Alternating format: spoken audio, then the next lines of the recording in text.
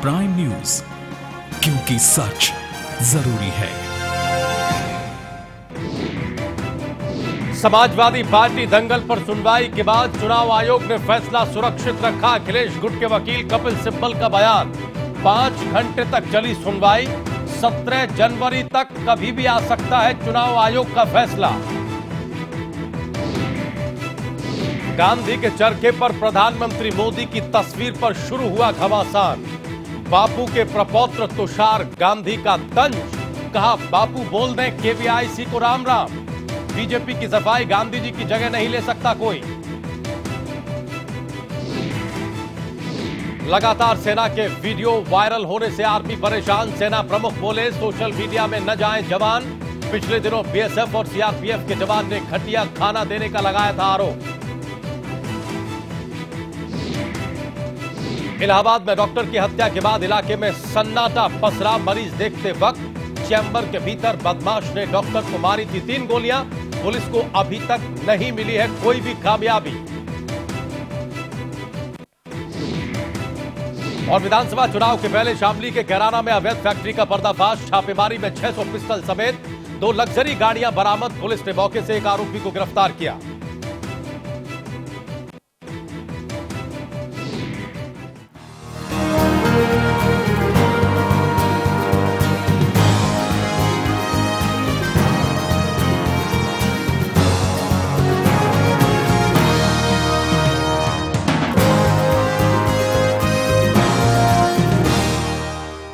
नमस्कार, स्वागत है आप सभी का प्राइम न्यूज पर। मैं हूं राजीव रघुनंदन। वक्त प्राइम एजेंडा का है। उत्तर प्रदेश के विधानसभा चुनाव में साइकिल की सवारी कौन करेगा, इसका फैसला अब तक नहीं हो पाया है। चुनाव आयोग ने समाजवादी पार्टी के साइकिल सिंबल पर अपना फैसला सुरक्षित रख लिया है। शुक्रवार को मुलायम गुट और अखिलेश गुट ने चुनाव आयोग के सामने लगभग 4.5 घंटे चली सुनवाई में अपना अपना पक्ष रखा। अखिलेश यादव की ओर से कपिल सिब्बल ने विधायकों और सांसदों के समर्थन का दावा किया। सुनवाई के बाद आयोग ने कहा है कि वो चुनाव चिन्ह पर जल्द फैसला सुनाएगा। समाजवादी पार्टी में चल रहे इस विवाद ने मीडिया का ध्यान तो अपनी तरफ खींचा ही है, साथ ही सारे राजनीतिक दलों ने भी समाजवादी दंगल पर टकटकी लगाकर रखी है।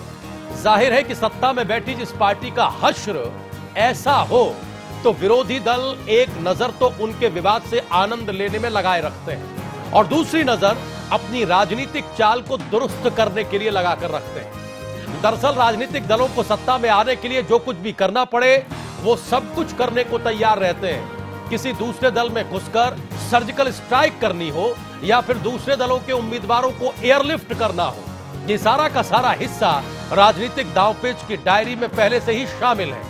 समाजवादी पार्टी में हो रहे घमासान में ये दोनों ही परिस्थितियां बनी हुई हैं। दूसरे दल के नेता से मिलकर पार्टी में सर्जिकल स्ट्राइक करने का आरोप तो नेताजी पहले ही लगा चुके हैं, वो भी सार्वजनिक तौर पर। वहीं बीजेपी अभी अपने उम्मीदवारों को तय नहीं कर पाई है। जाहिर है कि बीजेपी ऐसा लगता है कि इस उम्मीद में हो सकती है कि कोई असंतुष्ट जिताऊ उम्मीदवार जो समाजवादी दंगल से परेशान है उसे वो रेस्क्यू कर अपने साथ खड़ा कर ले, क्योंकि सर्वोपरि तो सत्ता है न कि कोई विचारधारा। ये तो हम देखते ही आए। देश के मौजूदा राजनीतिक माहौल में विचारधारा की हैसियत वैसी ही है जैसे कि आपके ड्राइंग रूम में रखे आपके 10वीं और 12वीं के पासिंग सर्टिफिकेट। खैर, हम भी किसी विचारधारा को लेकर बहस नहीं करने जा रहे हैं। आज हम बात उनकी तो करेंगे ही जिनके हवाले यूपी की जनता ने सत्ता सौंपी थी और उनसे विकास की बयार बहाने की उम्मीद लगाई थी, लेकिन सत्ता तो परिवारवाद के पेच में फंसकर रह गई। भले ही प्रदेश में आचार संहिता लगी हो, लेकिन राज्य सरकार के जिम्मे फीता काटने के अलावा और भी कई काम होते हैं। जैसे जिन कामों के लिए पहले ही धनराशि आवंटित हो गई है उनमें कितनी तेजी से काम हो रहा है, क्या सरकार ऐसे मामलों में निगहबानी कर रही है या फिर उसकी नजर भी लखनऊ से दिल्ली और दिल्ली से लखनऊ पर ही टिकी है। क्या सत्ता का ये रवैया प्रदेश की जनता के लिए हानिकारक नहीं है? क्या बीजेपी भी समाजवादी पार्टी के दंगल पर किसी आधिकारिक घोषणा के इंतजार में है जिससे वो सत्ता की खातिर अपने प्रपंचों यानी रणनीतियों को सही मुकाम दे पाए? क्या चुनाव आयोग समाजवादी पार्टी के सिंबल को फ्रीज करने का फैसला सुनाएगा या फिर वो किसी एक धड़े के पक्ष में फैसला सुनाएगा? क्या कांग्रेस अपना स्टैंड तभी साफ करेगी जब चुनाव आयोग फैसला सुना देगा? क्योंकि सूत्रों की माने तो अखिलेश के साथ कांग्रेस गठबंधन को तैयार तो है, लेकिन पेच 100 और 90 सीटों की खींचतान में कहीं फंसा हुआ है। क्या प्रियंका वाड्रा कोई महत्वपूर्ण भूमिका उत्तर प्रदेश के चुनाव में निभाने जा रही हैं? ऐसे बहुत सारे क्या हैं जिन पर आज हम प्राइम एजेंडा में चर्चा करेंगे।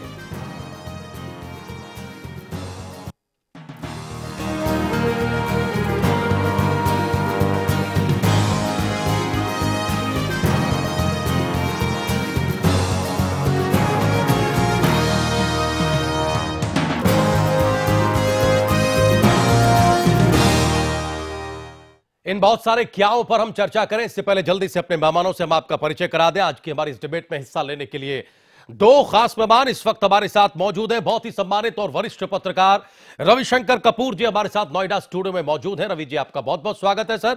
और हमारे साथ समाजवादी पार्टी के नेता, संभवतः अखिलेश गुट, करेक्ट खुद संजीव जी कर देंगे, संजीव मिश्रा जी हमारे साथ मौजूद हैं। संजीव जी, आपका भी बहुत बहुत स्वागत है। हम रवि जी के पास जाएं एक विस्तृत विश्लेषण के लिए। इससे पहले संजीव जी, हम आपके पास आएंगे। अंततः सब कुछ बंटने ही जा रहा है। जैसे ही चुनाव आयोग का फैसला आएगा, समाजवादी पार्टी आधिकारिक तौर पर बंट जाएगी।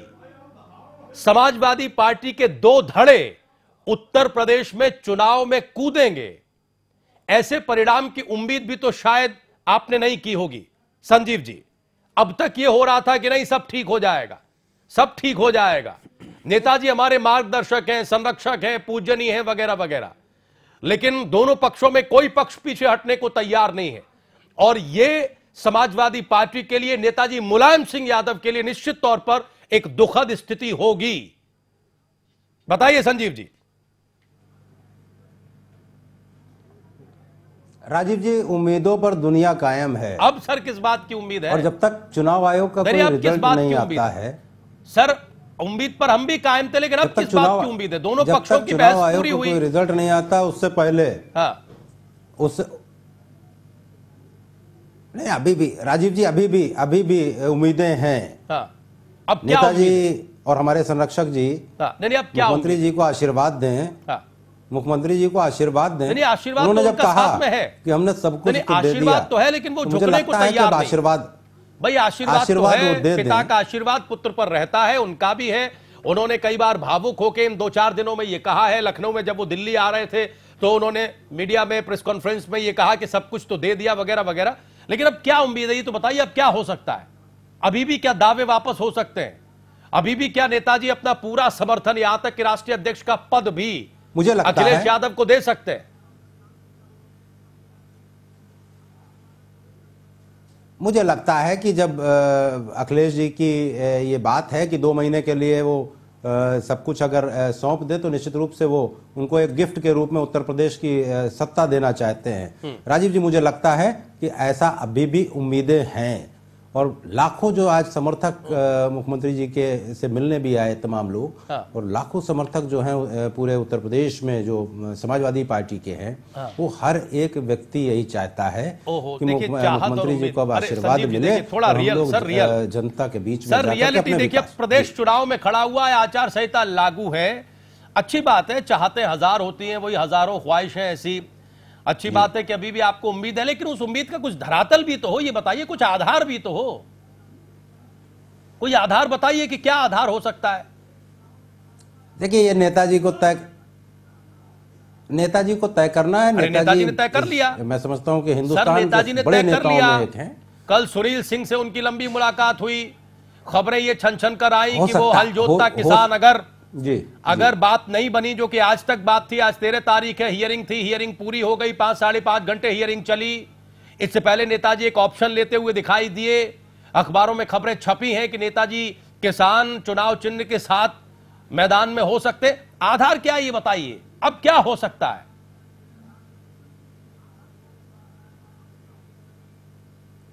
नेताजी को लगे कि हाँ, उत्तर प्रदेश में अखिलेश जी के नेतृत्व में काम अच्छा हुआ है और वही उनको मुख्यमंत्री बनाना चाहते हैं, वो कई बार कह भी चुके हैं। हाँ। तो वो आशीर्वाद दे दें और कह दें कि चुनाव लड़ाओ जा करके, हाँ। और जीत करके आओ तो ज्यादा बेहतर रहे।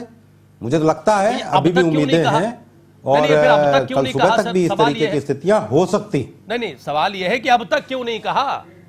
इसमें देखिए, उन दोनों के बीच में जो मिसअंडरस्टैंडिंग है वो ज्यादा वो लोग जानते हैं। राजीव जी, जो मिसअंडरस्टैंडिंग है वो लोग ज्यादा बेहतर जानते हैं। हाँ। और वो लोग आपस में खुद ही बात कर, अभी तो परसों उन्होंने 1.5 घंटे की बातचीत की। हाँ। तो मुझे लगता है कि कुछ कोर कसर बाकी रह गई है। आज ये बताई दीजिए, अभी तक मैंने नहीं सुना के दरवाजे से मुख्यमंत्री जी ने कोई ऐसी ये बता दीजिए कि ऐसी कौन सी मिसअंडरस्टैंडिंग है, ऐसा कौन सा असमंजस है, कौन सा वहम है दोनों पक्षों में जो आज की तारीख तक भी दूर नहीं हो पा रहा है, और आपका भरोसा ऐसा है कि आने वाले 2-3 दिनों में दूर हो जाएगा? 17 तारीख से पहले चरण की जो अधिसूचना है वो जारी हो जाएगी, बता दीजिए। राजीव जी, मैंने पहले भी कहा और फिर कहना, मैं वही बात दोहराऊंगा कि माननीय नेताजी को, जो संरक्षक भी हैं पार्टी के, वो मुख्यमंत्री जी को आशीर्वाद दें। और हम बहुत साफ सी बात है कि 300 से प्लस कोई सीटें जीत के आएंगे। साफ गोई से ये कह दीजिए कि हमारी पार्टी में जो कुछ हमारी हो रहा है लड़ाई उसको जो लेकर है, हमसे सवाल मत पूछिए। जी संजीव जी, ये कह दीजिए साफ गोई से कि हमें कुछ नहीं पता है कि बड़े नेता क्या करने राजीव जी, वाले हैं। हम छोटे कार्यकर्ता और नेता हैं, हम तो आशान्वित रहते हैं, लेकिन हमारे हाथ में कुछ नहीं है। आपकी पार्टी की स्थिति उस परिवार की तरह है जिसके मुखियाओं में ही लड़ाई हो रही हो। बच्चे क्या करें? जी, किसी स्थिति में नहीं है आज आप। नहीं राजीव जी, ये बात आपकी सही है। हाँ। इसमें कोई दो राय नहीं, ये बात आपकी, मैं आपकी बात से सहमत हूं। हाँ। इसमें कोई दो राय नहीं, लेकिन उन दोनों लोगों के बीच में जो मिसअंडरस्टैंडिंग है, हाँ। वो हमें अगर मालूम होती तो निश्चित रूप से हम अपनी जान दे करके भी उस मिसअंडरस्टैंडिंग को दूर करने का प्रयास। संजीव जी, फिर ये बता दीजिए कि जिस परिवार के मुखियाओं की ही ये स्थिति हो, वो परिवार फिर किस तरफ जाएगा? हम क्या उम्मीद लगाकर बैठे? उस परिवार के बच्चों का क्या हाल होगा? फिर हम क्या उम्मीद लगाकर बैठे? देखिए, बहुत साफ सी बात है। देखिए, ये राजीव जी, परिवारों में इस तरीके की स्थितियां हो जाती हैं, और जब हम लोगों के परिवारों में ऐसी, या मैं खुद भी हाई कोर्ट का एडवोकेट हूं, तमाम ऐसी सिचुएशंस आती हैं, तो मैं खुद राय देता हूं कि काउंसलिंग करा लीजिए तो ज्यादा बेहतर रहे। लेकिन यहाँ जो परिवार है उसमें काउंसलिंग कौन करेगा? क्या आप लोग इस झगड़े की कीमत आने वाले चुनाव में चुकाने जा रहे हैं? निश्चित रूप से ये बात आपकी सही। देखिए, मुझे नहीं लगता कि किसी और को इसका फायदा होना है।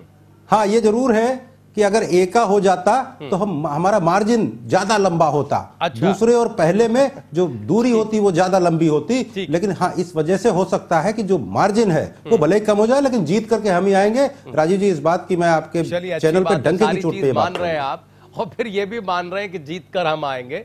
मार्जिन थोड़ा कम ज्यादा हो सकता है। कमाल का कॉन्फिडेंस है संजीव जी। इसको साफ होने में भी अब बहुत दिन नहीं है। 11 तारीख को चुनाव के नतीजे आएंगे, पता चल जाएगा कि कितना मार्जिन है जीत में या फिर कितना मार्जिन है हार में। आनंद साहू हमारे साथ जुड़ चुके हैं, भारतीय जनता पार्टी के युवा नेता हैं। आनंद जी, आपका बहुत बहुत स्वागत है। काफी वक्त बाद आप स्टूडियो में आए हैं, हम आपके पास आए। सर, इससे पहले हम एक टिप्पणी जरा रविशंकर कपूर जी की लेना चाहेंगे। सर, जो विश्वास है, जो कॉन्फिडेंस है संजीव जी की बातों में, उसका कोई आधार है या उसके आधार की जो गुंजाइश है वो पूरी तरह से खत्म हो चुकी है? अब कुछ नहीं हो सकता।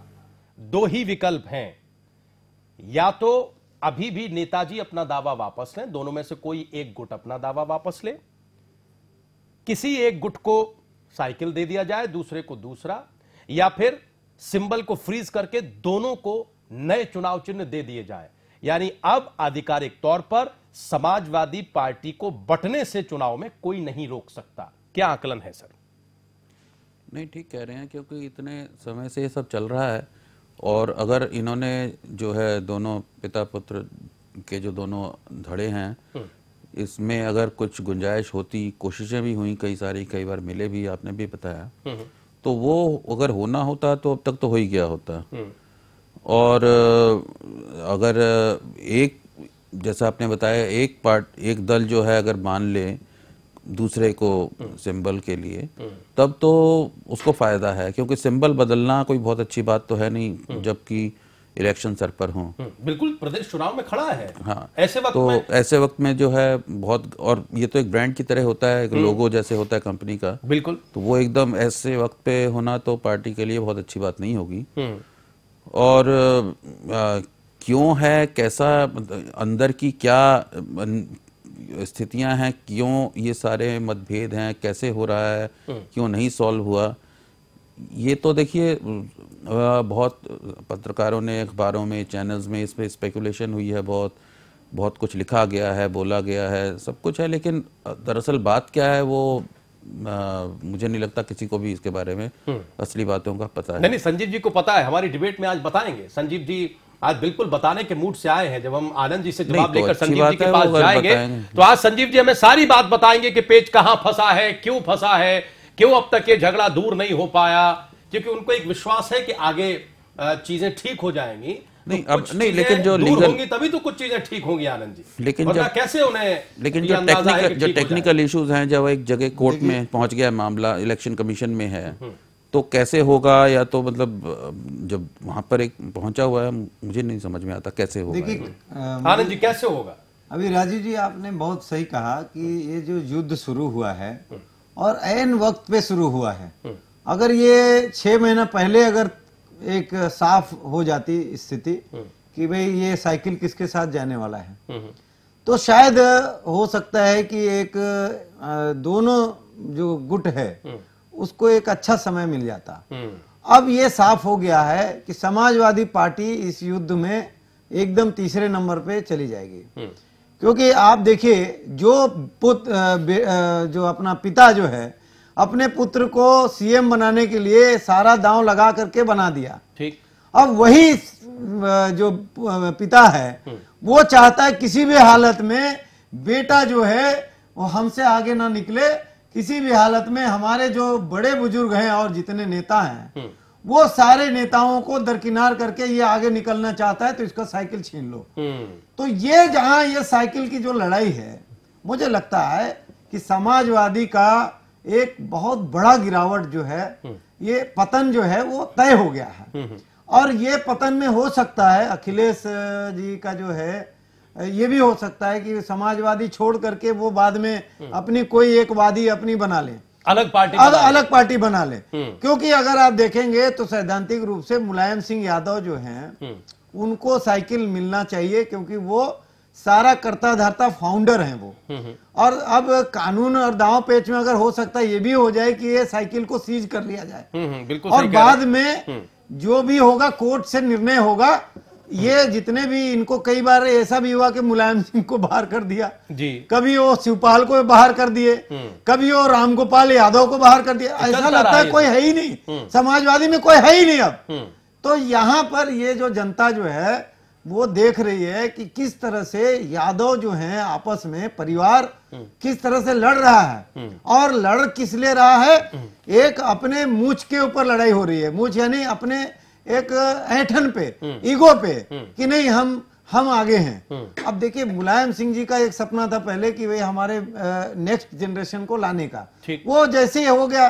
ये भी हो सकता है कि मुलायम सिंह यादव जी के परिवार बहुत बड़े हैं, तो परिवार का दबाव भी बड़ा ही होगा। राजीव जी उसमें क्या हो जाता है कि जब परिवार का दबाव बड़ा हो जाता है तो व्यक्ति छोटा हो जाता है। यहाँ पर यही हुआ है अखिलेश के साथ। अखिलेश को भी जिस तरह से वो अखिलेश को जो विश्वास बढ़ा अपने आप में काम करके, उसको लगा कि अरे मैं काम कर रहा हूं, मैं सीएम हूं, मैं बड़ा, परिवार छोटा है।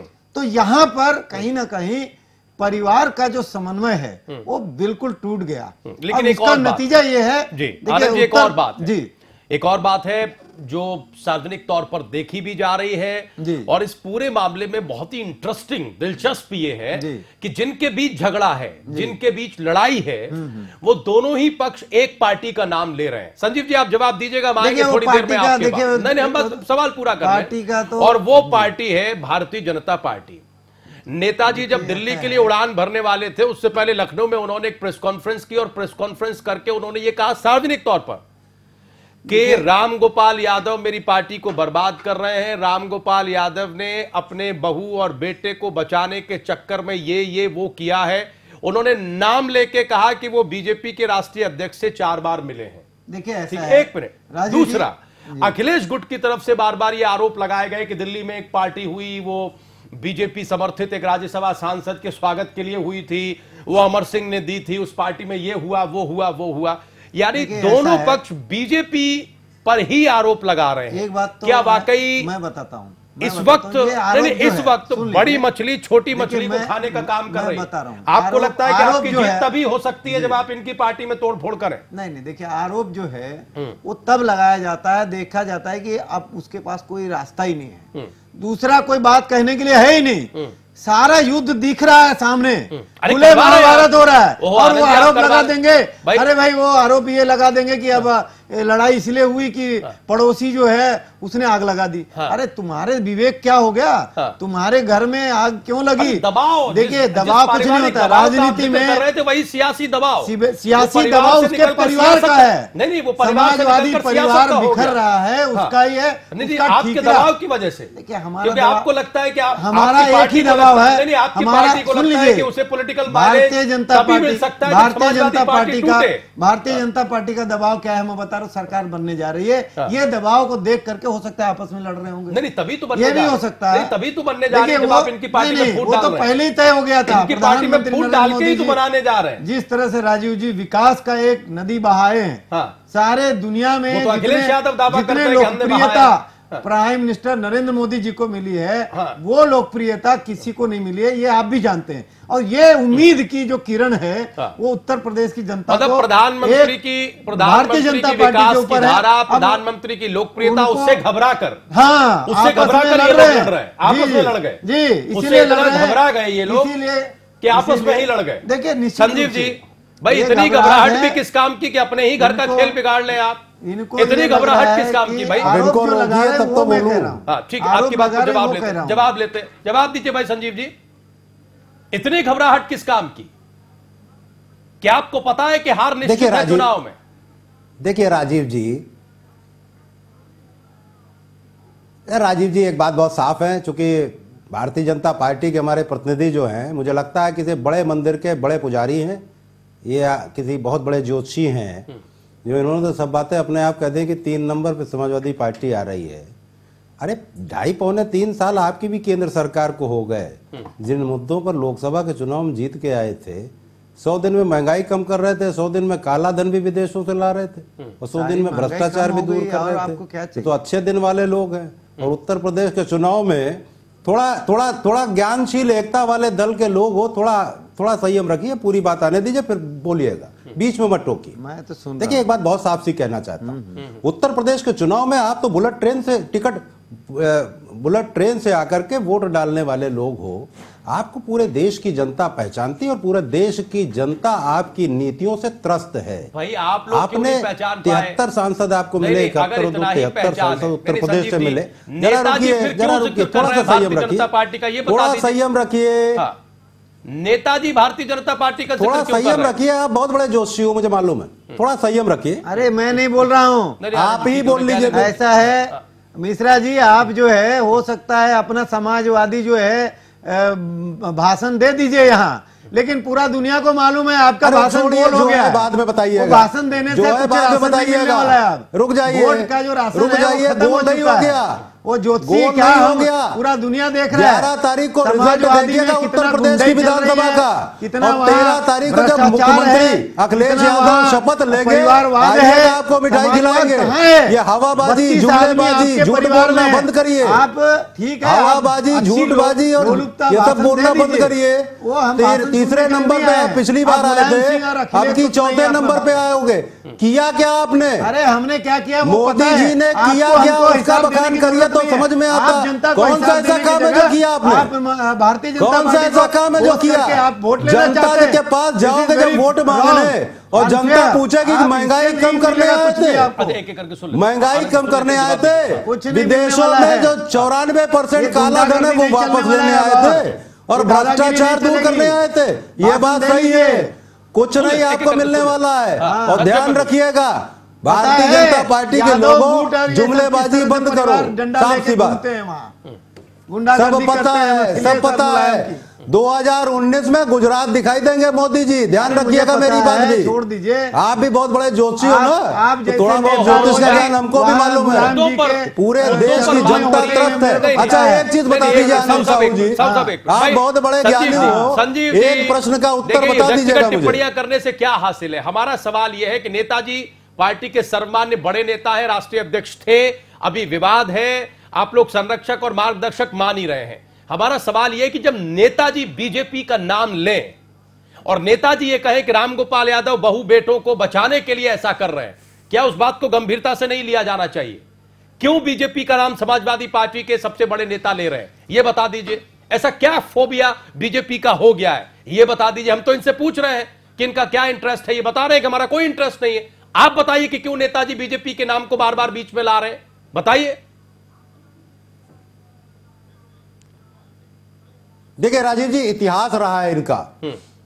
जहां जहां गैर भाजपा शासित राज्य हैं, वहां वहां इन्होंने या तो दलों को तोड़ने का काम किया है या गवर्नर के माध्यम से वहां हस्तक्षेप करने का काम किया। तो इनकी फितरत और इनकी सोच इस तरीके की है। ये तोड़ने वाले लोग हैं, ये साजिश करने वाले लोग हैं, ये झूठ बोलने वाले लोग हैं, ये दंगा कराने वाले लोग हैं। मैं आपके चैनल पर आज ये बात कह दे रहा हूं। सर, ये तोड़ने वाले आप जानते फिर भी टूट गए। नहीं, सवाल ही नहीं पैदा होता। मैंने तो कहा कि इनके तोड़े अब कुछ नहीं टूटना है। हाँ। उत्तर प्रदेश का मतदाता और उत्तर प्रदेश का सारा वर्ग इस बात को देख रहा है, केवल अखिलेश जी के चेहरे को देख रहा है। हाँ। जो व्यक्ति, जब आप ये कहते हो कि वो बहुत एक्सपीरियंस नहीं था, तब उन्होंने जितना विकास कर दिया उत्तर प्रदेश का, उतना विकास तो अब जब एक्सपीरियंस होकर के आएंगे, दोबारा मुख्यमंत्री जब बनेंगे, 13 तारीख को शपथ लेंगे राजीव जी, तो उस समय देखिएगा आप कि कितना और ज्यादा विकास होता है उत्तर प्रदेश का। ये जुमलेबाज वाले लोग, ये झूठ बोलने वाले लोग, ये दंगा कराने वाले लोगों का उत्तर प्रदेश के चुनाव में पर्दाफाश होगा। ठीक है, अब यही हो चुका है। हम एक परिवार नहीं संभाल पाया, वो राज्य क्या संभालेगा? ठीक है, अरे परेशान क्यों हो रहे हैं? जो भाषा या स्टूडियो की डिबेट में सुनाई दे रही है, जब चुनाव का प्रचार धीरे धीरे शबाब पर होगा, तो यकीन मानिए यही भाषा आपको सार्वजनिक कार्यक्रमों और रैलियों में भी सुनाई पड़ेगी। ये जो आरोप प्रत्यारोप है, ये कुछ इसी तरह से होंगे। लेकिन हम बहुत सारे क्या को लेकर आए थे, उस एक भी क्या पर बात नहीं हो पाई है। जैसे बीजेपी की लिस्ट क्या तब आएगी जब चुनाव आयोग से समाजवादी पार्टी के सिंबल को लेकर स्थिति साफ हो जाएगी। क्या कांग्रेस पार्टी तब हरकत में आएगी जब सपा का मसला साफ होगा। ऐसे तमाम क्या है जिन पर अभी हमें चर्चा करनी है। एक बहुत छोटा सा ब्रेक ले रहे हैं, तुरंत हाजिर हो रहे हैं।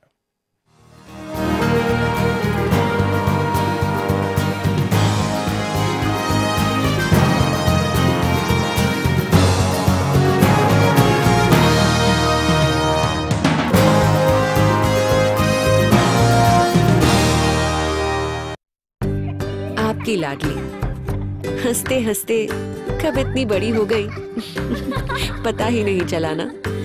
तो मासिक के शुरू होते ही क्यों फीकी पड़े उसकी हंसी। आप समझाएं उसे खुशी खुशी किशोर अवस्था में जाने के तरीके, ताकि वो स्वस्थ रह सके। उसे बताएं कि स्वस्थ रहने के लिए वो अपनाए सही मासिक इंतजाम, जैसे साफ सफाई और स्वच्छ साधन का प्रयोग। बेटी हुई है बड़ी तो खुशियाँ क्यों न बढ़े। 15 खास जड़ी बूटियों से बना पेट सफा आयुर्वेदिक चूर्ण आज ही ले आएं। पेट सफा पहली रात से ही असर दिखाता है और इसकी आदत भी नहीं पड़ती। पेट सफा, हर रोग दफा। जन्म से लेकर 5 साल तक की उम्र के बच्चों को 7 बार टीकाकरण के लिए लेकर जाना है। 7 बार में से एक भी छूटना नहीं चाहिए। ये जिम्मेदारी हम सबकी है। ये जो बीच के टीके भूल जाते हैं ना, ये देखिए अच्छी बात नहीं है। सारे टीके समय से लगेंगे, तभी जानलेवा बीमारियों से बच्चों को सुरक्षा मिलेगी। 5 साल 7 बार छूटे ना टीका एक भी बार। भारत है हमारा, हम है सहारा। आत्मविश्वास की नई ताकत सहारा इंडिया लाइफ इंश्योरेंस के साथ।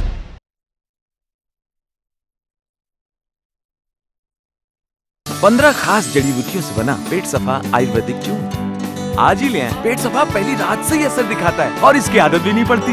पेट सफा, हर रोग दफा। डॉक्टर ऑर्थो आयुर्वेदिक तेल और कैप्सूल। घुटना, कंधा या कमर, चाहे जैसा दर्द हो, ये मुझे देता है दर्द से पूरी आजादी, एक भरपूर जिंदगी। डॉक्टर ऑर्थो आयुर्वेदिक तेल और कैप्सूल। घुटना, कंधा या कमर, चाहे जैसा दर्द हो, ये मुझे देता है दर्द से पूरी आजादी, एक भरपूर जिंदगी।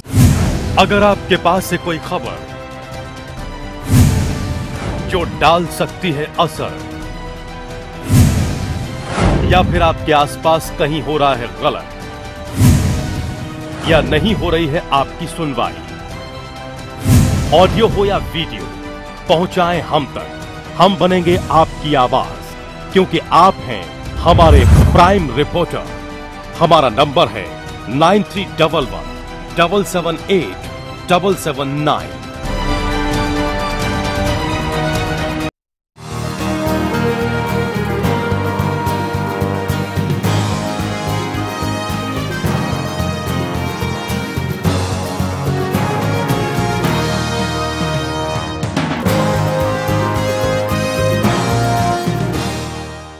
ब्रेक के बाद एक बार फिर से आप सभी का स्वागत है। प्राइम एजेंडा देख रहे हैं आप, और आज के प्राइम एजेंडा में हम ये समझने की कोशिश कर रहे हैं कि उत्तर प्रदेश के चुनाव में बहुत सारे क्याओं का क्या होगा। क्या राजनीतिक दल समाजवादी पार्टी में चीजों के सुलझने का या चीजों के साफ होने का इंतजार कर रहे हैं? नोएडा स्टूडियो में अब से थोड़ी देर में हमारे साथ एक और मेहमान जुड़ेंगे। हम उससे पहले जरा एक बार फिर जाएंगे लखनऊ स्टूडियो। संजीव जी, बताइए कि आपकी पार्टी ने क्या दूसरी पार्टियों को भी मुश्किल में डाल दिया है? क्या यह स्थिति है कि आपकी पार्टी के बादल जब तक छट नहीं जाते, दूसरी पार्टियों में कुछ साफ नहीं दिखेगा?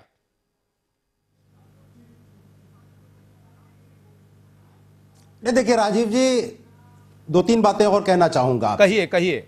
एक तो जो उत्तर प्रदेश में अखिलेश यादव जी के नेतृत्व में विकास हुआ, हाँ। जैसे 19 लाख लैपटॉप बांटे गए हैं। अरे सर, हाँ। तो ये उन लोगों को मिले, हाँ। जिनके परिवार, बहुत से ऐसे लोग हैं जिनके परिवार हो सकता है अपने बच्चों को लैपटॉप सर, अब वो छवि नहीं है। अगर हमने एक्सप्रेस वे बनाई, 2 महीने की छवि, अगर हमने साइकिल ट्रैक बनाया, संजीव जी, अगर हमने राजनीति में बहुत पीछे जाने से कुछ मिलता नहीं। इंटरनेशनल स्टेडियम, देखिए 2 महीने की बात देखिए, ये जो आपने एक्सप्रेस वे या आपने जो लैपटॉप बांटे या आपने जो मेट्रो चलाई, कुछ नहीं हुआ। अब सिर्फ लोग झगड़े को देख रहे हैं। 2 महीनों से पार्टी जो चर्चा में है वो सिर्फ इस बात को लेकर है। मुश्किल ये है, ये बताइए कि आप कैसे उसका मुकाबला करेंगे? आपके कामों पर तो कहीं कोई चर्चा ही नहीं है, सिवाय इसके कि जो विज्ञापन आपने अखबारों में दिए थे, अब तो आचार संहिता लग गई, वो भी नहीं दे रहे हैं आप। विकास एजेंडे पर है कहां किसी का हो, चाहे आपका हो या केंद्र का हो, बताइए। राजीव जी, हम तो अपनी बात कहेंगे, बहुत साफ सी बात, और मैं आप पूरी बात कहने दीजिए मुझे। आपको लगेगा कि हाँ ठीक बात मैं कह रहा हूं। देखिए, जो उत्तर प्रदेश में विकास हुआ है, उस आधार पर मैं इस बात को कहना चाह रहा हूं कि इन विपक्षी दलों के पास मुद्दे नहीं कि 2017 में किन मुद्दों पर चुनाव लड़ेंगे। और अभी हम आपके ही चैनल पे बैठे हुए थे, जब 6 महीने पहले मोदी जी जब आए थे उत्तर प्रदेश में मेरठ की तरफ, तो उन्होंने कहा था कि 15 दिन हम अपने विकास की गाथाएं घर घर पहुंचाएंगे। ये आनंद साहू जी बैठे हैं, ये जरा मुझे बताएं कि ये खुद किन किन घरों में चले गए और इनके बड़े नेता किन घरों में चले गए और कौन से विकास की इन्होंने बातें वहां बता दी। तो बहुत साफ सी बात है, उत्तर प्रदेश में विकास किया तो अखिलेश यादव जी ने किया है, और बाकी दलों ने 4 साढ़े 4, और ये तो 2.5 पौने 3 साल इनको भी हो गए। यहाँ तो 73 सांसद उत्तर प्रदेश से प्रधानमंत्री जी ने कहा था कि हर सांसद एक गांव गोद लेगा, और एक गांव गोद लेने में जो प्रधानमंत्री जी ने अपना गांव गोद लिया, जो बनारस का जयपुर गांव था, वहां से प्रधानी का चुनाव हार जाते हैं। ठीक है, हम जरा वेलकम कर दें अजय वर्मा जी, हमारे साथ आज की डिबेट में आ चुके हैं। अजय जी, बहुत स्वागत है आपका। हम आपसे सवाल करेंगे कि टिकट जो सूची है वो कब आ रही है, क्योंकि 4 दिन पहले बयान था कि 2-3 दिन में आप टिकट घोषित करने वाले। राजीव जी, मैं जवाब दे देता हूं। अभी शायद संजीव जी को पता नहीं होगा, 87 लाख स्नातक बेरोजगार हैं उत्तर प्रदेश में। अब ये कितने लाख कंप्यूटर बांटे हैं उसकी तो चर्चा कर रहे हैं, और ये विकास की हर भाषण में इनका विकास विकास विकास कर रहे हैं। 87 लाख स्नातक बेरोजगारों के लिए आपने क्या किया? आज तक उनको भत्ते भी नहीं मिले। आपने कहा था कंप्यूटर भी देंगे, भत्ते दे देंगे, नौकरी दे देंगे। कितने लोगों को नौकरी दी? मैं बता रहा हूं युवाओं की बात। आपके अखिलेश यादव जी कह रहे थे कि आप सारे स्नातकों को हम रोजगार देंगे, कंप्यूटर देंगे, उनको बेरोजगार भत्ता देंगे। कहां दिया? कितने लोगों को? दूसरी बात, अरे 2 करोड़ हर साल तो मोदी जी देने वाले थे रोजगार। वो बताइए, आप जो भाषण दे रहे थे उसकी हवा अभी निकालता हूं साइकिल से। और आप बताइए, आप जो है ये गुंडागर्दी में जो है 2 करोड़ आपने जो मोदी जी ने कहा था 2 करोड़ रोजगार देंगे, उसका क्या? अपने विधायक, अपने मंत्री, नेता सब गुंडागर्दी में लिप्त रहे। एक साल में 2 करोड़ रोजगार मोदी जी दे रहे थे, उसका बताइए। भाषण चिल्लाने से नहीं होता। लेक्चर मत दीजिए, शर्म करिए। आपका प्रवचन सुनने के नहीं बैठे, प्रवचन न सुनाइए। देश में उत्तर 2 करोड़ जो नौकरी देने की बात 1 साल में मोदी जी ने कही थी, उसका क्या वो बताइए। भारतीय जनता पार्टी कितनी नौकरियां दी? नरेंद्र मोदी जी देंगे। आज तो 5-6 करोड़ नौकरियां हो गई होती। कुछ नहीं होगा। छोड़िए इन बातों में क्या रखा, 100 दिन में महंगाई कम करने वाले लोगों को। बाद में कहा गया कि वो जुमला था। 15 लाख किसके अकाउंट में आ गया वो बताइए। बिजली जो पहली बार वादे किए थे उन वादों पे कहीं खड़े नहीं उतरे यार। प्रधानमंत्री नरेंद्र मोदी जी पर जो लेक्चर मत दीजिए हमको, उतना बताइए जो किया वो बताइए। रूरल ग्रामीण इलेक्ट्रिफिकेशन के अंतर्गत। ठीक है, अरे आपने जो किया वो ठीक है। इससे पहले कि हम फिर एक बार रवि जी के पास जाए, हम राजा जी से सवाल लेकर आना चाहते हैं। अस्पतालों में जो पैसे है, पैसे नहीं थे कि हो गया, साहब हो गया। अरे 2 करोड़ नौकरियां मोदी जी ने कहा था साल हो गया, उसमें कितनी नौकरियां थी वो बताइए। हो गया, सवाल तो दोनों ही पार्टियों से है भाई। केंद्र में आप शासन में है, उत्तर प्रदेश में ये सरकार चला चुके हैं, अब चुनाव में है प्रदेश, इन्होंने भी नौकरियां आपको जानकारी नहीं है, जानकारी दुरुस्त ठीक है। अरे ठीक है मिश्रा जी, हो गया, आएंगे फिर हम अजय जी के पास चले। अजय जी देखिए, हमें ये बताइए सर कि आपकी पार्टी में जो भी रणनीतियां बन रही हैं अजय जी, क्या उन रणनीतियों में समाजवादी पार्टी के भीतर के बादलों को के छटने का इंतजार हो रहा है? क्योंकि ऐसा लगता है कि सारे राजनीतिक दल बस बैठे हुए हैं, ये इंतजार कर रहे हैं कि सपा का हिसाब किताब मामला थोड़ा साफ हो तो हम उस हिसाब से चीजें करें। क्या ऐसा है? रघुनंदन जी, उत्तर प्रदेश में समाजवादी पार्टी की सरकार है। चूंकि सरकार है तो लोग इसलिए निगाहें लगाते हैं, सारे दल लगाते हैं, सारी पार्टी लगाते हैं। लेकिन कांग्रेस पार्टी अपना काम कर रही है। आज सुबह से आदरणीय राजबब्बर जी, गुलाम नबी आजाद और 8 हमारे सेक्रेटरी जो ऑल इंडिया के हैं, जो उत्तर प्रदेश देखते हैं, और plus screening committee, Uttar Pradesh की 405 सीटों के ऊपर उसको फाइनलाइज डिसीजन करने की पूरी तैयारी, पूरी मंथन चल रहा है एक बैठकर उठ पर कि कैसे करना है, क्या करना है।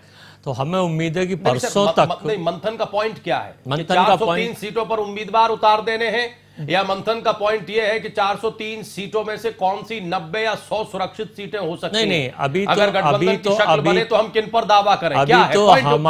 हमारा टारगेट सीधा पूरी सीटों पर अपने कैंडिडेट की तैयारी करके और उनकी करके पूरी सीटों के लिए वो है। अच्छा, है इतने कैंडिडेट? बिल्कुल पूरी कैंडिडेट के पूरी, और बल्कि एक सीट पर हमारे 5-5, 6-6 दावेदार हैं। ऐसी स्थिति है क्या कांग्रेस पार्टी की? ऐसी स्थिति है? अरे नहीं सर, ऐसी स्थिति नहीं। ऐसी रघुनंदन जी आप पूछिए। अच्छा मैं बताऊं आपको, अगर चाहते हैं तो जिन क्षेत्रों में मैं गया हूं मैं बता सकता हूं आपको 5-5, 4-4 नाम।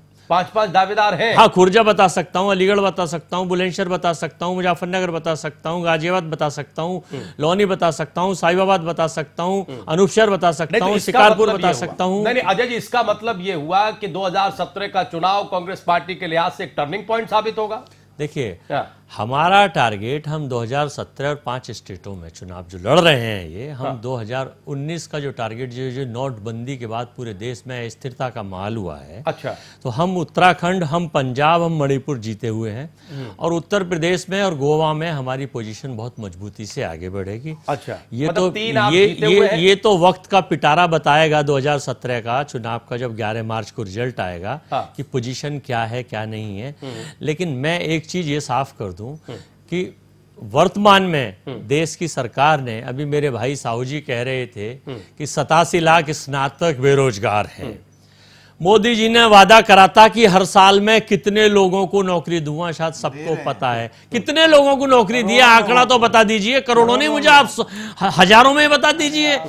आपको तो बताने से भी थोड़ी मानेंगे हजूर। मैं आपको इसमें से पार्लियामेंट मैं इसमें आपको दिखा सकता हूँ क्या मानेगी कि उसमें आपने जो है पूरे ही बंद कर दिया। बेरोजगारी के मामले पर देश की सरकार फेल हो गई, नोटबंदी के मामले पे सरकार फेल हो गई, सुरक्षा के, सुन लीजिए आपने नहीं बोला तो, सुरक्षा के मामले पर सरकार फेल हो गई, कश्मीर के मामले पर सरकार फेल हो गई, और आप उन सारी गलतियों को छुपाने के लिए देश के लोगों को लाइन में लगाने का काम, छोटे व्यापार को खत्म करने का काम, डिमोटाइजेशन कर कर, डिजिटाइजेशन कर कर, कुछ लोगों के लिए केवल ब्रांडिंग, जियो का ब्रांडिंग बनकर देश के प्रधानमंत्री कर रहे हैं, और कोई काम वो विकास का नहीं कर रहे, या तो विदेश घूमते हैं या ब्रांडिंग कर रहे हैं।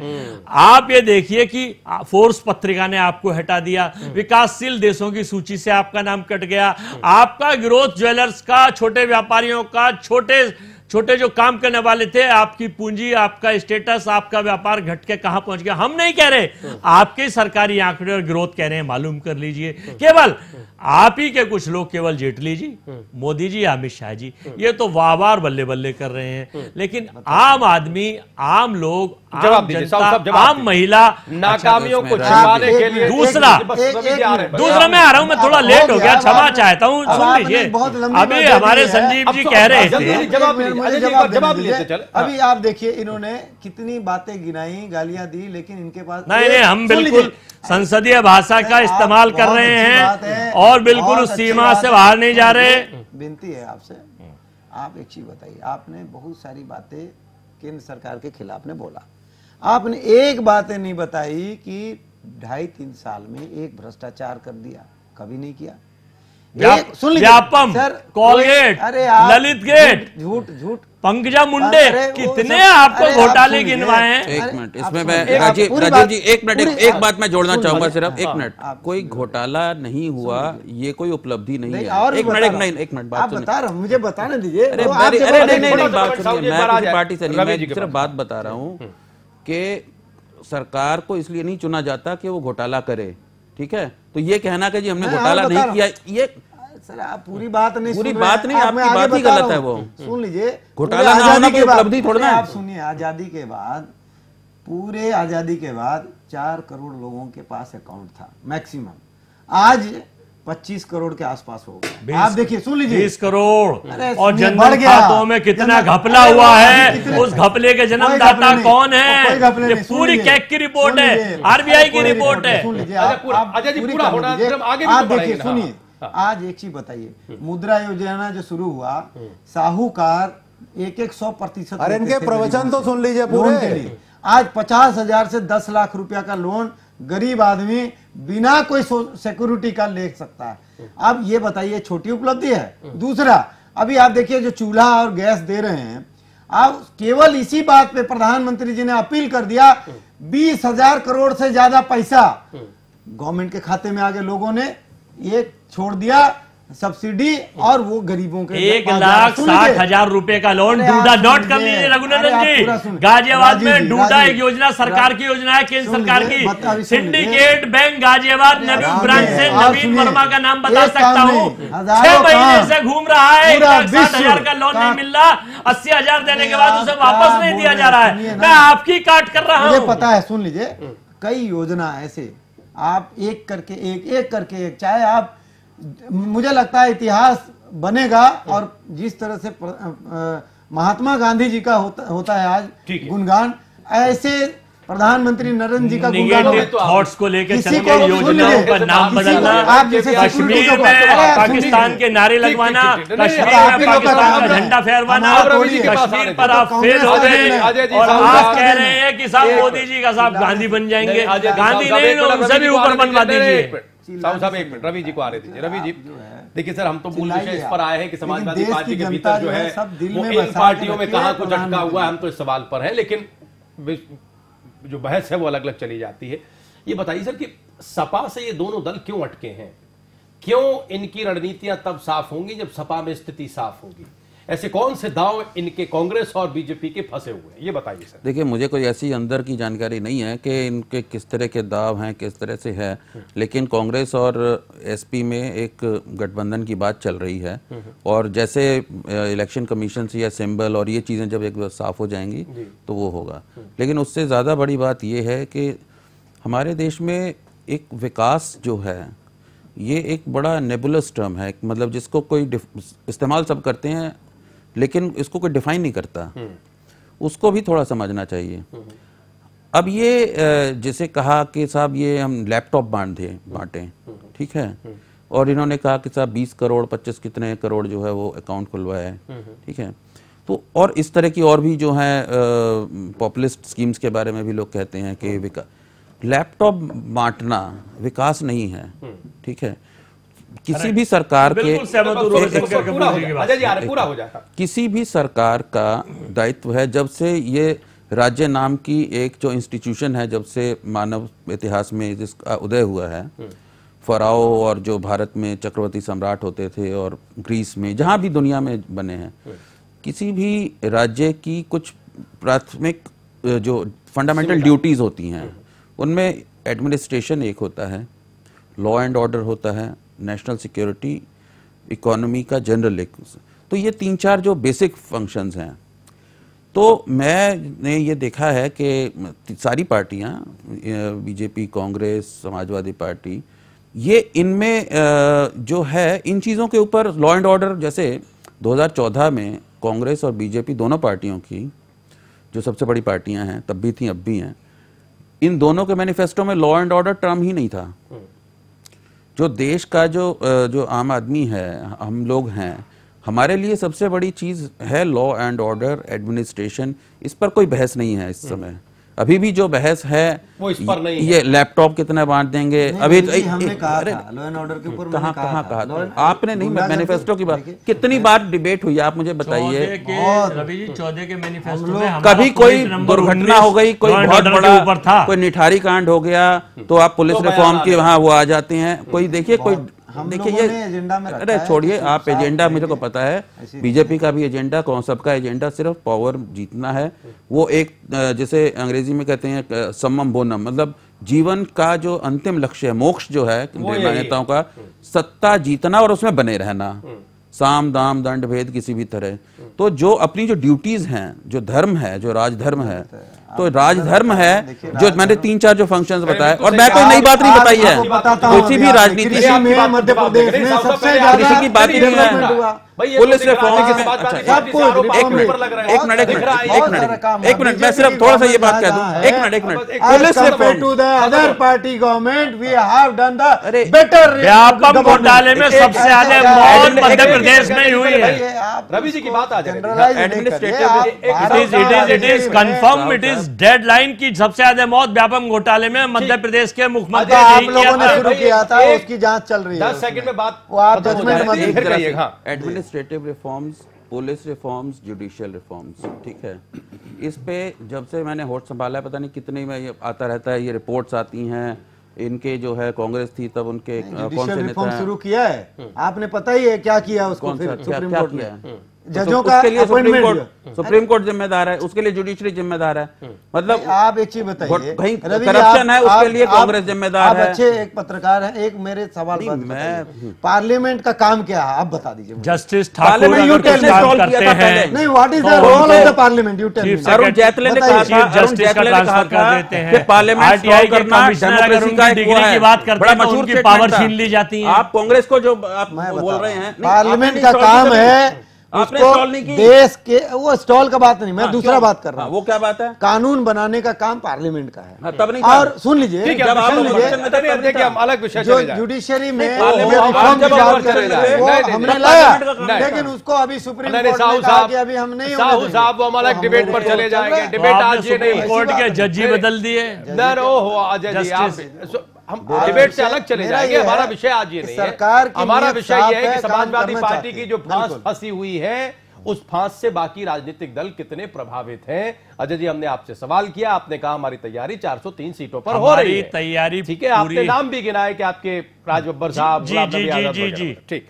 अब यही सवाल लेकर हमें जरा बीजेपी के पास आने दीजिए। मैं शीला जी से भी आज मिला, राहुल जी हमारा कल या फाइनल इस सबको करके कर देंगे। गठबंधन कर रहे हैं सर, नहीं कर रहे, ये बता दीजिए अगर बता सकते हो तो। गठबंधन की संभावनाएं पहले थी जब ये राड़ नहीं थी, अब खत्म है। अब आपसी इनकी राड़ हो गई है।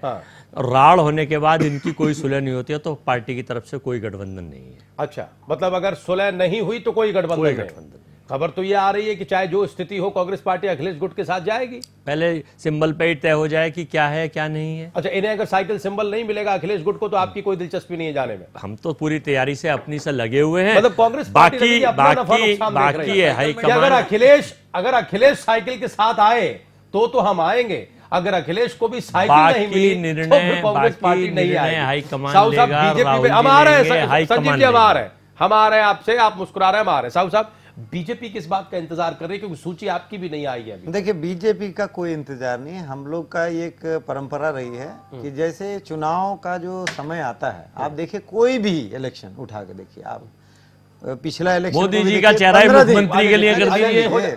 हम लोग का चुनाव जैसे डिक्लेयर हो जाता है चुनाव आयोग के द्वारा, उसके हफ्ता 10 दिन में हमारे सूची आ जाते हैं। ठीक। तो अब 15 तारीख का बैठक है, वो निश्चित रूप से मकर संक्रांति के बाद जो है डिक्लेयर हो रहा है। अच्छा। और हो सकता है कि अधिकतर सीट मतलब मकर डिक्लेयर हो संक्रांति जाएगा। की वजह से रुका नहीं हुआ है। नहीं हाँ। ऐसी बात नहीं, मैंने ये कहा एक शुभकामना देता हूँ पूरे देशवासी को और उत्तर प्रदेश की जनता को भी और हमारे प्रत्याशी और सभी नेताओं को भी कि भाई ये जो संयोग होता है, अगर पार्टी ने तय किया कि 15 तारीख को करेंगे तो 15 को होगी। नहीं खबर उसमें देखिए उसमें ये नहीं है कि अखिलेश यादव, मुलायम यादव, आप एक अभी एक रवि जी ने बताया ना कि अंतिम लक्ष्य और अंतिम सत्य क्या है, सत्ता हासिल करना और सत्ता में बने रहना। बीजेपी का कितना दांव पर लगा है उत्तर प्रदेश में, ये किसी से छिपा हुआ नहीं है। उत्तर प्रदेश चुनाव को 2019 का सेमीफाइनल कहा जा रहा है। एक सही है, बिल्कुल सही कह रहे हैं। तो खबर ये आ रही है कि आप लोग जीतने वाले घोड़ों पर ही दांव लगाना चाहते हैं। आप इस इंतजार में हैं कि कहीं ऐसा तो नहीं है कि कुछ घोड़े इस टूट से निकल जाए। देखिए ऐसा कुछ नहीं। और एक बात मैं बता दूं कि हमारी पार्टी ये नहीं है कि वो एक घोड़े में चढ़ा हुआ है और रातों रात टिकट डिक्लेयर हो गया उसके बाद आ गया और दौड़ के कहे कि नहीं इसको बदल दीजिए, हमें दे दीजिए। ऐसा नहीं करते, अभी आज तक नहीं हुआ। अच्छा पता है टिकट डिक्लेयर होने के बाद हुआ, लखनऊ जो बैठक हुई वहां क्या हुआ मैं बता रहा हूँ। कानपुर के कैंडिडेट ने बवाल कर दिया। देखिए आशंका ये सबको अधिकार है, अधिकार सबको, आप क्या ये बवाल खूब होगा, जग जाहिर है, क्योंकि आपने परिवर्तन रैली में सबको ये भरोसा दिलाया कि हम तुम्हें भी विधायक बनाएंगे, तुम्हें भी बनाएंगे, तुम्हें भी भीड़ इकट्ठा करने के उद्देश्य से। कुछ नहीं। राजीव जी एक बात बताइए, टिकट जितना है उतना ही लोगों को मिलेगा, सबको एक मालूम जगह है एक और ही मिलेगा। सबको ये मालूम है कि भाजपा की सरकार बनने वाली है, इसलिए मुझे पूरा विश्वास तो शपथ ऐसे ही किसी दिलवाए भी देते प्रकार से कोई लड़ाई झगड़ा नहीं होने वाला है। प्रधानमंत्री नरेंद्र मोदी जी पे सबको भरोसा ठीक है, अब जरा है संजीव और जी के जिस पास प्रकार से पार्टी श्री अमित शाह जी चला रहे हैं, निश्चित रूप से सरकार बनेगी। उनके ही नेतृत्व में आप देख लीजिए जिस तरह से उन्होंने प्रभारी के रूप में जैसे चल रही है, एक बड़ी संख्या में एमपी चुन के आए थे, वैसे चुन के आएंगे। ठीक है, 100% वहां सरकार बन रही है। ठीक है संजीव जी, हम आपके पास आ रहे हैं। देखिए अजय जी तो ये कह रहे हैं कि सुलह अगर होती तो गठबंधन का कोई सीन बनता, चूंकि सुलह नहीं है इसलिए हमारा तो कोई सीन नहीं है। क्या ये बात सही है? अब देखिए जो झगड़ा है वो अभी से खेल बिगाड़ने लगा। पहले तो ये पूछिए, गठबंधन की गुंजाइश खत्म होने लगी। राजीव जी पहले संजीव जी से ये पूछिए कि वो अखिलेश जी के साथ हैं या मुलायम जी? वो तो अखिलेश जी के साथ है। आप तो अखिलेश समर्थक है ना सर संजीव जी, या सपा समर्थक है? नहीं देखिए, नेताजी संरक्षक हैं और माननीय अखिलेश यादव जी राष्ट्रीय अध्यक्ष हैं। भाई ये बात लेकिन अजय वर्मा जी की बात का मैं जवाब देना चाहता हूं। अध्यक्ष मान रहे हैं, अजय वर्मा जी उन्हें संरक्षक बना रहे हैं। अजय नेताजी अध्यक्ष, नेताजी खुद कह रहे हैं कि मैं राष्ट्रीय अध्यक्ष। भाई इस बात पर ही तो लड़ाई है, लीगली वो अध्यक्ष है ही। अगर वो खुद संरक्षक मान ले तो आपकी बात अगर हो गई, मुद्दा ही खत्म हो जाए, बात हो गई हो,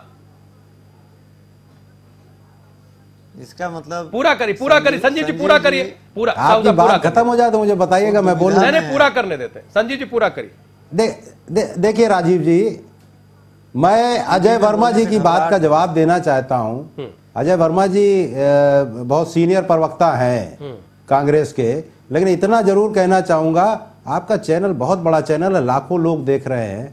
अजय वर्मा जी वो बात जरूर कहा करिए जो बात ठीक हो, लेकिन वो बात ना कह दीजिएगा जब अगर गठबंधन हो जाता है और आप इसी चैनल पे बैठे होगे, तब आपसे अगर यही राजीव रघुनंदन जी पूछेंगे कि तो आपने तो ये कहा था, तो आपको जवाब देते नहीं बनेगा। तो मुझे लगता है कि थोड़ा सा अगर इस मामले में वो बात कहिए जो बात उचित रहे, क्योंकि ये स्थितियां परिस्थितियां कब चेंज हो जाती है कोई भरोसा नहीं रहता। एक बात में निकल कर दूसरी बात मैं कहना चाहता हूँ, गठबंधन की पूरी तैयारी है। राजीव जी अपनी घबराहट छुपाने के लिए संजीव जी सपा की तरफ से गठबंधन की पूरी तैयारी है।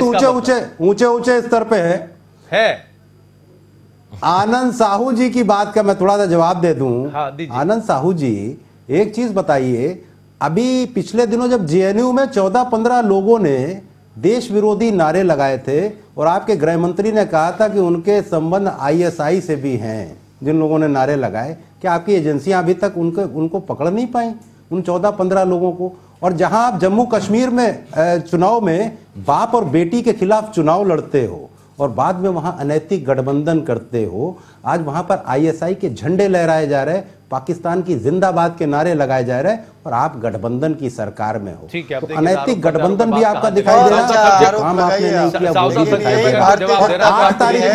8 तारीख को प्रधानमंत्री जी ने कहा, 8 तारीख को प्रधानमंत्री जी ने कहा कि आज रात 500 और 1000 रुपए के नोट चलन में बंद हो जाए। अरे रुकिए साहू जी, रुकिए, यही गलत है कि आप बीच में आ जाते हो। 500 और 1000 के नोट वो भी बंद कर दिया, नोटबंदी के बाद वो सब बंद कर दिया, वो खत्म कर दिया। चोट कर दी नोटबंदी में 99% लोग बर्बाद हो गए। 1% लोगों को फायदा देने के लिए, 50 लोगों को केवल फायदा देने के लिए, उनकी ब्रांडिंग करने के लिए। प्रधानमंत्री जी काले धन वालों के साथ क्यों खड़े हो गए? होना ही नहीं चाहिए था। शुरू से इनका वो था क्या जो नहीं होना चाहिए था, नोटबंदी नहीं होना भाई। प्रधानमंत्री जी बैलेंस होना ही नहीं चाहिए था। आपने बिल्कुल शुरू में उसके खिलाफ मुख्यमंत्री 25% अभी भी आप जो 25% 4 साल बाद लो।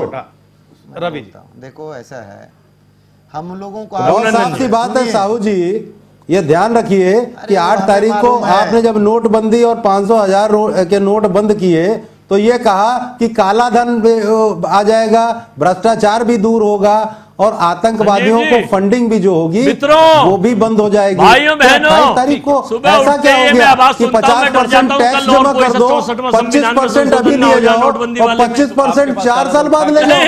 लोग, जनता हमारे तो, हम तो लाइन में लग के ये देख रहे थे कि इस जनता माकूल जवाब आपके देगी इस चैनल से आपको। रघुनंदन 2017 में आज जो उत्तर है प्रदेश के चुनाव देशवासियों को लोहड़ी की और मकर संक्रांति की बहुत बधाई देना चाहता हूँ आपके चैनल को और समस्त देशवासियों को। और रवि जी आपका भी बहुत बहुत शुक्रिया स्टूडियो में आने के लिए और इस चर्चा में हिस्सा लेने के लिए। जहां तक समाजवादी पार्टी के सिंबल का ताल्लुक है तो अब फैसला सुरक्षित है। सोमवार से लेकर 17 तारीख तक कभी भी चुनाव आयोग ये फैसला सुना सकता है। प्रदेश की जो बाकी चुनावी रणनीति है, हमें ऐसा लगता है कि वो उस फैसले के बाद साफ होगी। आज का प्राइम एजेंडा यहीं तक। आप लोग कहीं जाइएगा नहीं, खबरें जारी हैं।